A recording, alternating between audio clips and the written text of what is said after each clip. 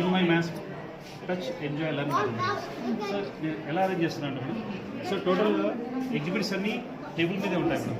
22గా కూడా 6th 7th కంబైన్డ్కి వెళ్తే మనకు సపోర్ట్ ఉంటుంది. 7th ఉన్న కాన్సెప్ట్స్ అతను 6th క్లాస్ వాళ్ళతో షేర్ చేసుకుంటారు. ఒక మల్టీ టూల్ ఒకసారి నేను నంబర్ లైన్ ఫస్ట్ అంటే ఇక్కడ మన కోరిలేటెడ్ కాన్సెప్ట్స్ మనం ఇంట్రొడ్యూస్ చేస్తూ వెళ్తే మిస్కాన్సెప్షన్స్కి రెమెడీస్ ఎక్కువ వస్తాయి. సో ఇప్పుడు ఈ యాక్టివిటీ ఎలా ఉంటుంది క్లాస్లో నంబర్ లైన్ ఒకటే డ్రా చేయించడం. నంబర్ లైన్ ఒకటే 0 1 2 next half of 1 1/2 half of 2 1 just only వర్టికల్గా కూడా 1 నెక్స్ట్ ఒక 1 యూనిట్ సర్కిల్ ఒకసారి డ్రా చేయించడం. నెక్స్ట్ యాంగిల్స్ డ్రా చేయడం 30 degrees 45 degrees 60 degrees 1 time. Next వాటి నుంచి పర్పెండిక్యులర్స్తో రైట్ యాంగిల్ ట్రయాంగిల్స్ ఫ్రేమ్ చేయించడం. నెక్స్ట్ ఇర్రేషన్స్ ప్లాట్ చేయించడం.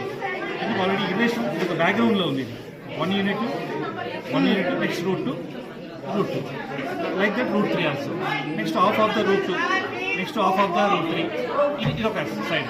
నెక్స్ట్ యాక్టివిటీ జస్ట్ ఫ్రాక్షన్స్ అంటే this side to hypotenuse fractions రాయించడం. This side root 3/2/1 root 3/2 root 3/1. Next this is 1/√2 1/√2/1 1/√2. Next half by 1 half రాయించడం. ఆ purpose ఎక్కడికి వెళ్తుంది ఫైనల్గా